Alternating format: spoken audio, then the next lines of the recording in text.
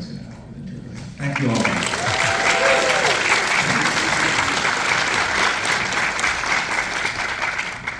Pedro, I'll start by just asking you to tell us how this came about.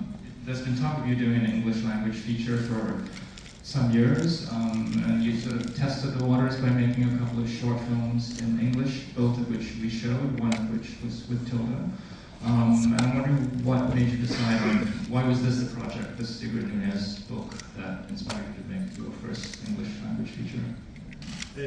Yeah, well, actually, I read the book of Sigrid Nunez, and I also read before, I knew her before, with the novel called A Friend, about that it's also became a movie with Naomi Watts.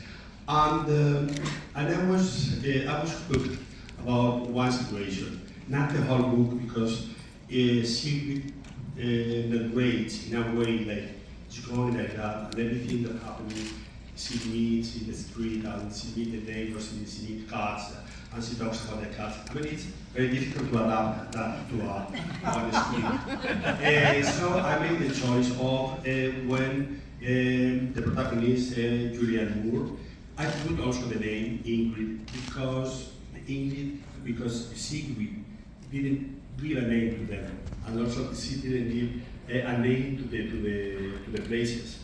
I decided to have it in New York. And what I was hooked is that this lady, that is very busy, suddenly knows that one of her best friends of the past is very ill and is in the hospital. So she went to see her. And immediately she discovered that the ill one, I mean Tilda Swinton, needs to talk. And Julianne, the Ingrid, realized that she's the one to be there, listening to her. Even she's very busy.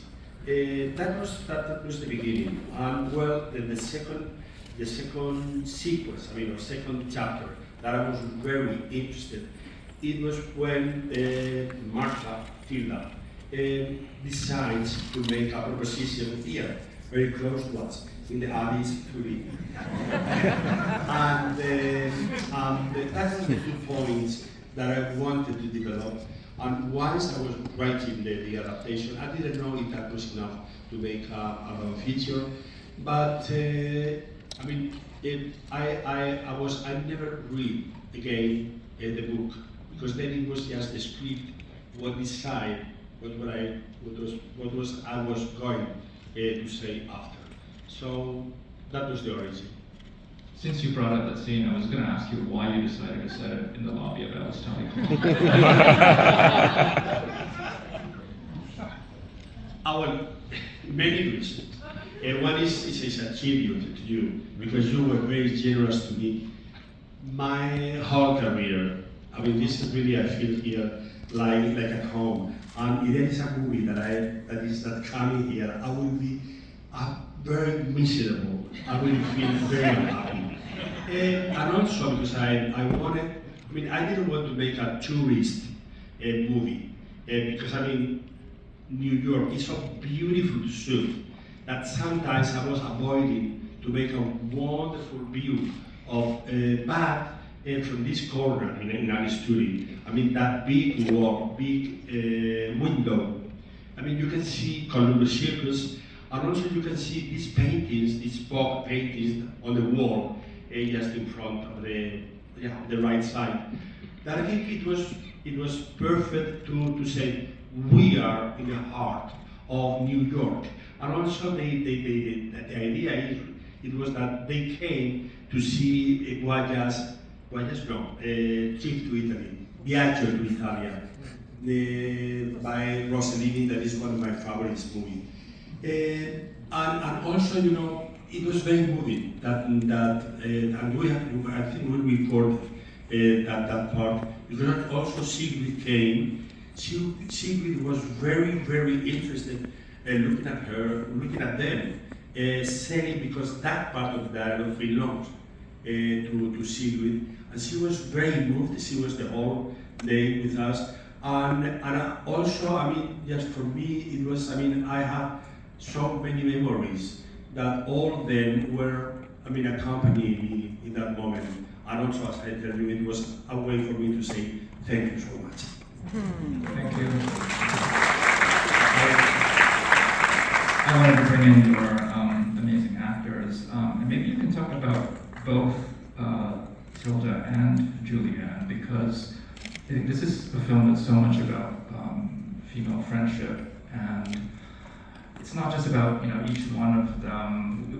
I think we know that Tilda and Julianne are both extraordinary actors in their own right, but there's something really beautiful about how they work together in this film.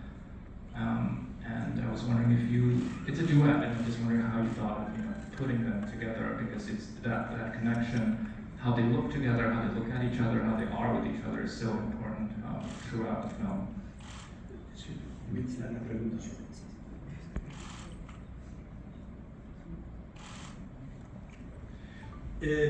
Well, because I love them as actresses, and I also worked before with Tilda, and we became very close friends. And also, there was an immediate chemistry between Tilda and I.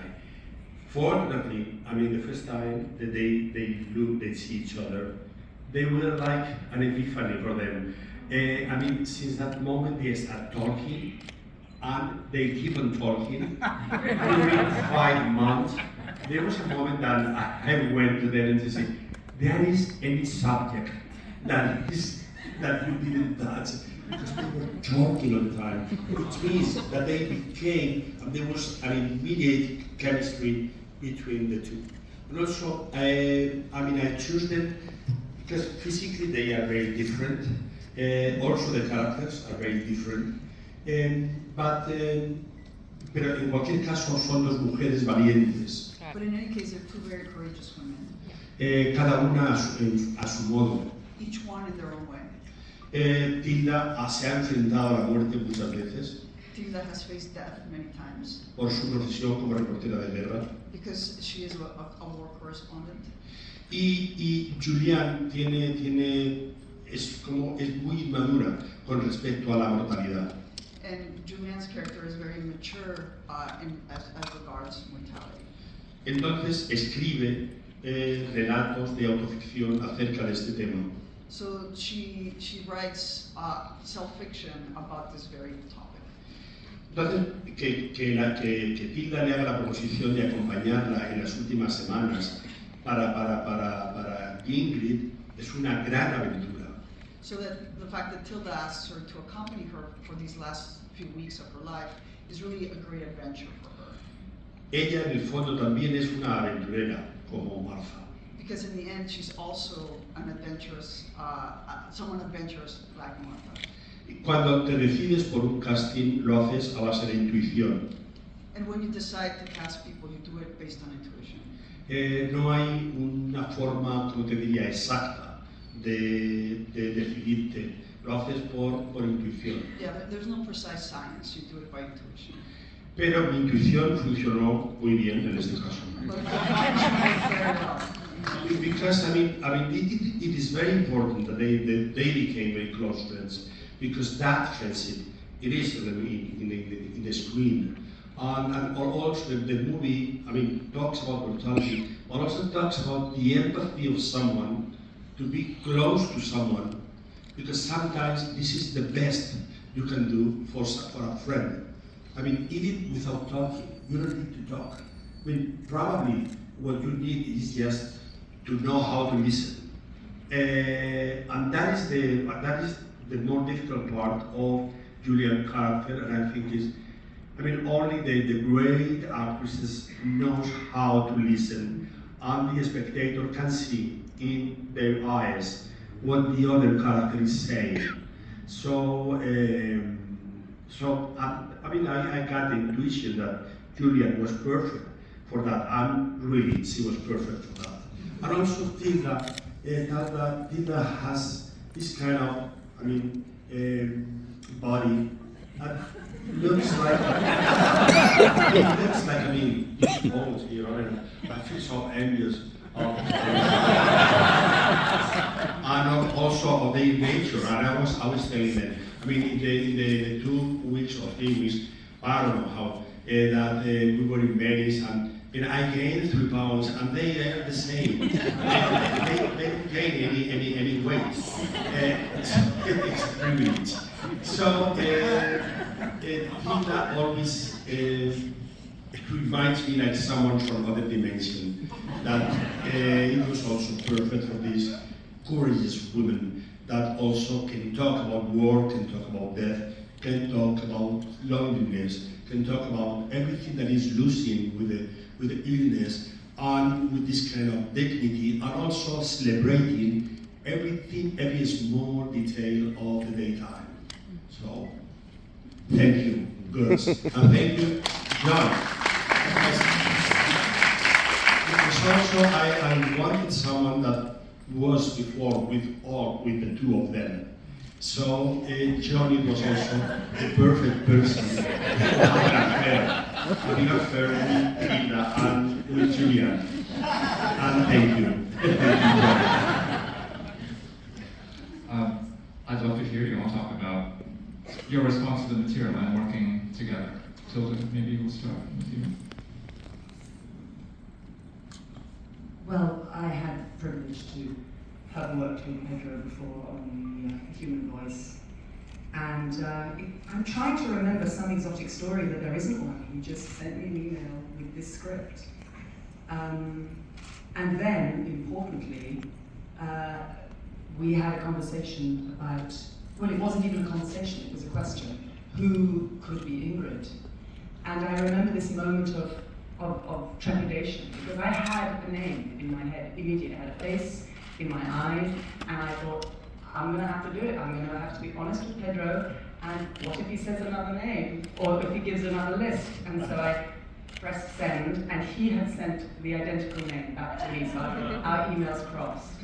That was a very important thing. I mean, because the film is so much about this complicity, and in many ways, I think of Ingrid and Martha as being one performance, in a way, one person. There's such a transference between them. So this complicity was so crucial to the project. I mean, if we hadn't found it, I don't quite know how we could have made the film.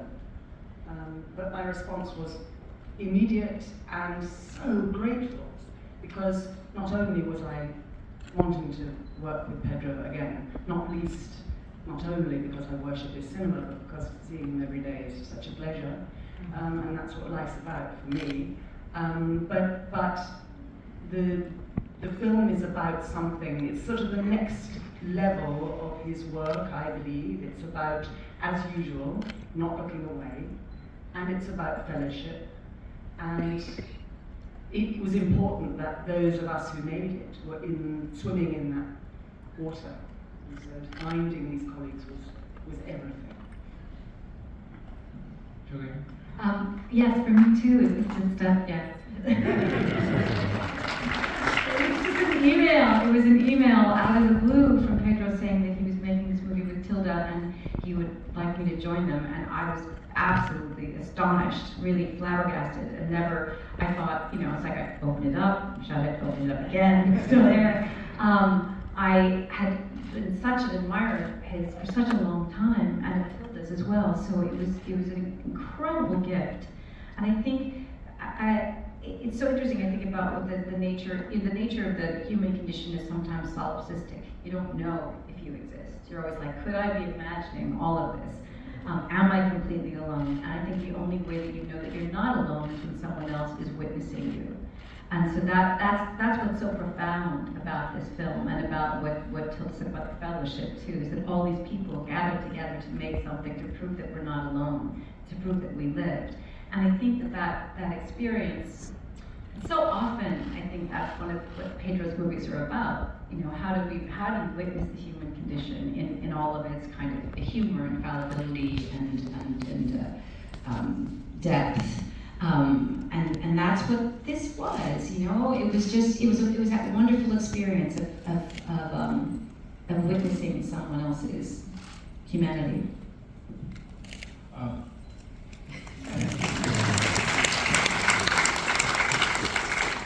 John, I wanted to bring you in as well. We were just talking outside, and you told me that you've known Pedro for decades, which I didn't know. And I'd love to hear how the two of you became friends, and I'd also love to hear you talk a bit about that I think really critical scene at the end, that speech, that rant that you with the conversation you're having with Julianne's character, which I think sums up so much of what the film is wrestling with about how we live in the face of death.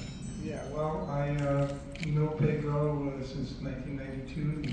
We met in common, and we've been friendly since then. And many times he tries out, he tells me what he's writing when I've met him, and he acts out sometimes the movies that he's going to make, and which I've enjoyed tremendously. I'm a huge fan of his, and I'm a big fan of both of Tilda and Julianne. Julianne I've worked with before. I thought it would be, it's kind of great to be able to support two great actresses in the film. So when Pedro asked me, I basically would have done anything he wanted me to do, just to get to work together.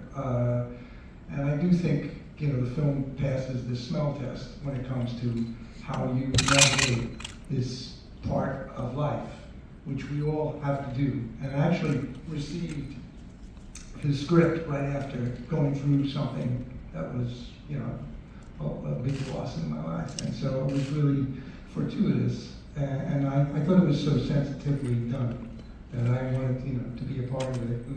And as far as that speech goes, it was much longer, but Pedro had to cut it down because the film was running long. But I understood, and I think we all live with the guilt of traveling and what do we do? Are we complicit in the warming of the planet and where the planet is going? And so it was very unusual to get to actually say something like that, even though it wasn't the most sensitive thing to say to Julianne at the time. So anyway, it was a privilege, to be a part of the film for me. But it was very important what he said. I mean, that small monologue in the restaurant, it was, it's a big message for this country. El hecho de que hable de una situación tan cercana al ciudadano americano como que vayan unidas la ultraderecha con el neoliberalismo y que hable de ello como una catástrofe es muy importante, sobre todo en estos momentos además que estáis en elecciones. So this is really a very important topic to think about, particularly for American citizens, because part of what he's talking about is how neoliberalism is going hand in hand with the far right. And right now in particular, right, as the US is in the midst of these elections.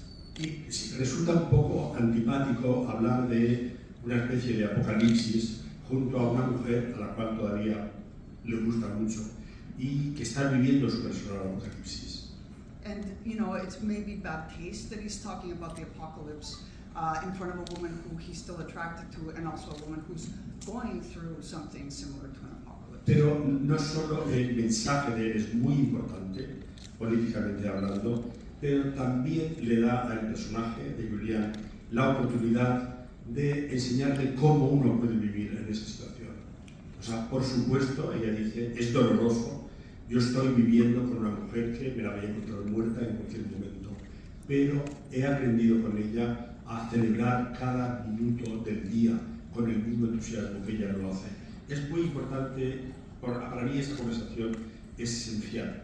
So for me, it's really an essential conversation that happens because even though, of course, it's painful for Julianne's character to hear this, she also learns something from that conversation, and she learns a way to sort of stand beside the pain and beside the reality that she's having to face in a way that she's still celebrating life. And for this reason, that conversation is critical. Entonces, digamos que el papel de John cumple la misma función que cumple el de Ingrid con Martha. O sea, él la va a ayudar a los pequeños detalles, como buscar un abogado, estar con ella. Es que la película habla realmente de la empatía, que es algo de lo que estamos muy necesitados en este momento de nuestra vida en todo el mundo. Es algo universal, desgraciadamente. Yeah, and so really what the film is talking about is empathy, which is something that we're really needing at this point in time. And really what John is giving Ingrid is the same thing that Ingrid is giving Martha, which is just a way to be with each other, empathize with each other, and give each other, the human warmth that we all should deserve. La película es un drama, como habéis visto, pero por el momento en el que vivimos se convierte en una película muy política, porque habla justamente de todo lo opuesto a los mensajes de odio que vemos en las redes continuamente y a las mentiras llenas de odio, que es una situación que desgraciadamente con la ultraderecha ha aumentado en todo el mundo. Esta película es el testimonio opuesto. Necesitamos lo opuesto para seguir viviendo. Necesitamos de la empatía que tienen Ingrid y John en la película. Yeah, so that maybe was my turn. No, I got it. Yeah. So, even though this is really a human story, right? The problem that film is really trying to deal with is a human story. It becomes a political story in the sense that right now, given the messages of hate that we see online, that we see everywhere, that we see in the middle of our political discourses, it is at this moment that it becomes also a political statement that stands against all of that message of hate. Y empatía. And empathy.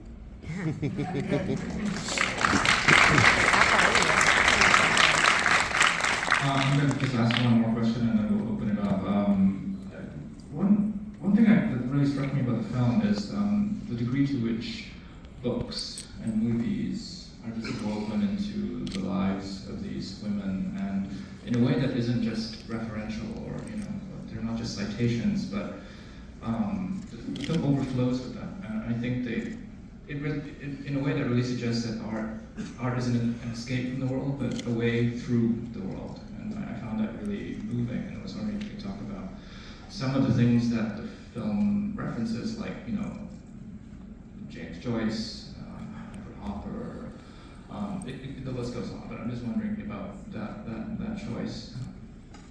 Yeah, I mean that was granted in the novel, but I remember very well the death and John Huston, and I remember a photography of him when he was shooting, and he was with this thing here for the oxygen. He was very ill, and I remember that I thought, I would like to end the hymn. If I could have the same talent, but I didn't mind the illness, and it was full of life. And so, I thought about the snow like a kind of epiphany and reference that appears 3 times in the movie. And because it was, the last paragraph of James Joyce in Dubliners of the Dead are so moving, talking about the dead and the alive people, that I wanted that purity for me, just to keep it with me. So, and actually, there are the 3 moments that appears. They are very, I was very moved all the time. The first, when she's at the hospital, and the second one, when Tilda repeats with the actor the words of James Joyce, and at the end, with that kind of transference that the character of Tilda has with Ingrid, that there is, like in persona of Berman, there is a kind of, it's not the reincarnation, but it's a transference. Ingrid is much stronger at the end, and that strength she inherited from Martha. So Ingrid made her own version of the words of James Joyce related to their experience together. So talk about it falling on the swimming pool, falling on the forest, and we walk, and you couldn't, and you. So and I was extremely touched when just listening to them when they say this. So it was, well, I mean, for me, the cinema is not only something that I do, it's not only something that I see. That is part of my experience as a spectator. So, I mean, and I talk about my experience. My experience could be everything, but also include the movie. And it's not the first time, but I mean, she decides to stay a whole night watching movies. I mean, what I mean is that watching movies is also a way to fight against death. And she sees several chances of Keaton that I thought that it was the more funny images that I could show them. They keep on watching Carta de Amor de una Desconocida de Max Opus. Yeah, Letter from an Unknown Woman, Max Opus. Very sad love story. The love story should be sad.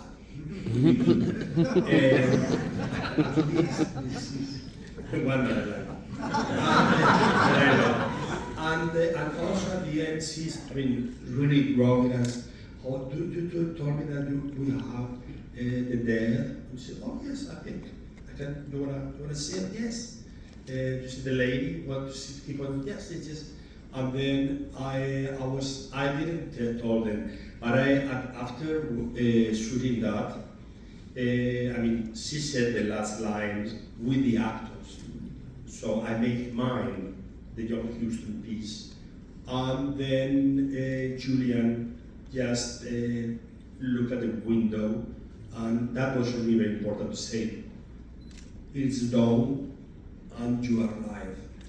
And when I watched that part of then I had to go to the toilet to cry alone.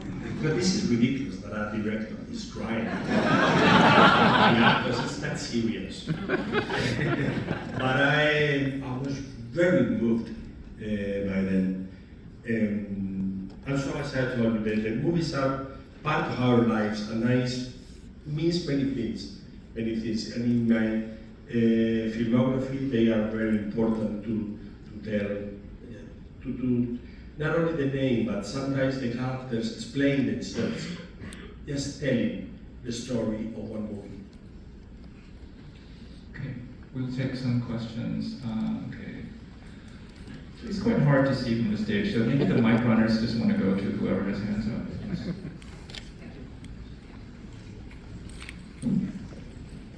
I put this question to Julianne Moore.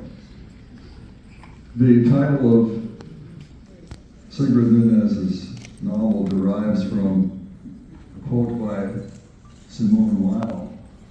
The love of one neighbor for another in all its fullness is expressed in, what are you going through? One of my daughters lives downtown in the same neighborhood as you do, and she believes, as I believe you believe, as I know this beautiful film believes, that New Yorkers still care for each other. I'd like your thoughts on that. Well, I bet I walked by your daughter downtown. I think that, that's one of the things I loved about Sigrid's book. So much of it was having a conversation with someone, having them open up to you, telling them that, them telling you that their mother was sick, or that they had to change apartments, or that there was something going on with their dog, or, so it literally is like, what are you, tell me what you're going through. And in another case of Pedro's film, for us, what they're going through is really profound. It's sort of the last stage of life for someone, and it's someone else, being with them and witnessing that. And I think in New York City, that's a constant. If you choose to live here, you're choosing to be among so many people and a population that's so diverse and so interesting, and you're not just with them, you're physically close to them everywhere you go. At Lincoln Center, we're together like this, or on the subway, we're walking down the street. You have lots of relationships that might seem casual, but they're a daily exchange, and so you do witness each other, you do help each other, you are constant for one another. It's funny, because when I met Sigrid, I was so, having read that book, I was so convinced I knew where her apartment was, because she talked about living downtown in this one. I said, I know that building. I said, I know what that building is. And she went, oh, no, it's not that building. I don't live there. But because she was so precise in her language and in her characters and sense of place, I really thought that was me. You know, it felt like that was me sitting there next to the person who was talking about losing their mother. And I think back to what you're saying about movies and books too, is that's once again, that's that representation for us. There's another human being there, it's a way to see your life reflected. Yeah, I think New York is like that, and I said I bet I passed your daughter on the street. One of the ways the complicity between the two women shows itself without words is through is that they dress for each other. And I never noticed it that much in the film before, so I would like you to talk a bit about the costume design and if you were dressing for each other. Everybody in Pedro's films dress not only for each other, but for Pedro. That's what colour's for. But I think you're absolutely right. I think that's a beautiful point. There's something about the way they give each other shape. It's almost like they are a mirror for each other, but they give each other form. And as Pedro's mentioned, they do affect each other. They do evolve in the nature of their complicity. Ingrid changes. She starts this story terrified of death, and she's asked to do something that's really, really challenging for her. And she finds it, and she even is aware that she finds it. She tells John's character, I'm learning from her. She can feel it moving. And I think that Martha also, who has said that she doesn't want to be alone, she's alone at the end. She finds the courage and she's filled up with the love and the witness of this old friend. And there's something about this ancient friendship that I want to mention, because we all, even young people, have old friends. And there's something about having an old friendship that then is interrupted for a couple of decades, finding someone again, and knowing that you can go straight to the important stuff, because all the sort of, what did you do last week, and what about that affair that only lasted for a month, you don't need to even bother about that. You can go really to what's important, what hasn't changed about you. And there's something about this relationship between these two old friends who haven't seen each other for so long, that I think is very particular, but at the same time, and it's particular on screen. I mean, it's very rare that we particularly see a relationship like this between two women on screen. But we do have these relationships, and we also really rely on them. I mean, the question of reliance, the three things, this is one of the things that I loved about the screenplay. You asked me what my response was to the screenplay when I first read it. I've always believed that there are three things that will always get you through: art, friendship, and nature. And that's actually the text of this film. What Martha looks for when she's really up against it are those three things. The democracy of nature, that's what's so beautiful about that extract from Joyce from Houston. The snow is falling on all of us, and it will go on falling on all of us, whatever we do. I think that feeling of, being there for each other. And yes, I'm going to wear that bright green jersey, because I feel big. I think we only have time for one more question. I've got it here. But my question shouldn't be the last question. Somebody else should ask a question. My question might sound a little critical, so before I ask it, I just want to say how grateful I am for your work and how much I appreciate it.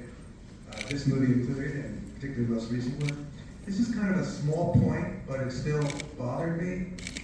Ingrid would have to be incredibly wealthy to have that hospital room, to have that home, and to rent that place. And that's okay. You can make movies about really wealthy people, but it's never acknowledged. It's like as if anyone who was facing the situation could afford to die so beautifully. And I'm wondering if that was a conscious decision on your part to allow her this sort of beautiful death that in New York would cost many millions of dollars. I think that's a really interesting question, by the way. You know, there is in movies, there is a different relation between the cost of everything and the profession of the characters. I mean, I don't want to compare myself with Alfred Hitchcock, but when you see Grace Kelly in the Rear Window, I mean, you don't ask her if I mean, she has enough money to have these guaranteed outfits that they are so expensive, with more than a month's salary. So the relation with that, I mean, and with the furniture, it's not exactly realistic. And it should be, it's a movie. A movie, it doesn't mean that it's a lie, it's not a lie. They were working all the time, they were successful in their work. So, I mean, at least, you know, the place, it was in Spain. I think we pretend to be in New England, but we find the right place in Spain. And, well, just to rent that, I don't know, but I mean, characters of their profession, they can rent that just for a month. It's not to live there, you need more money. But it's, I mean, as a spectator, I never ask about if the character has money enough. At least, if you are doing a very realistic movie, a naturalistic movie, that everything has to be like in reality, then, because if not, you know, what I made in general, you know, my movies, it doesn't mean that they are not real. They are real. When all the feelings are real, all the emotions are completely real. But what I made when I decided to make a movie is a representation of reality, and in all sense, representation of the soul of the story. And you know, in that level, there, I don't think if that is too, you know, really I never thought about if that was a very expensive place or not. I think that was an interesting question and an interesting answer, and probably an okay place to end.